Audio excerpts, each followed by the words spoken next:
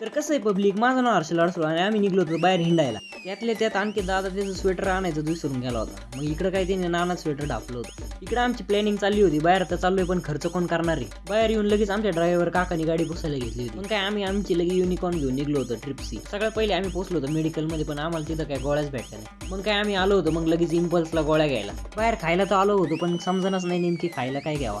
ते दोघं वरतून माझ्या समोर शनिवारचं नॉनव्हेज खात होते. बाकी आम्ही शॉर्मा बिर्मा खाऊन पोहोचलो होतो जॅकेट घ्यायला. तिथं आम्हाला एक पण जॅकेट नाही आवडलं. आम्ही निघलोच होतो तेवढ्या लगेच आम्हाला आठवलं की ग्लोव्स पण घ्यायचे राहिले. ते घेऊन आम्ही बाहेर निघलोच होतो तर लगेच हे दोघांनी लगेच सुरुवात केली ग्लोव्स घालायला. ते दोघं म्हणले की चांगल्या कार्याला वेळ कमून घालायचा.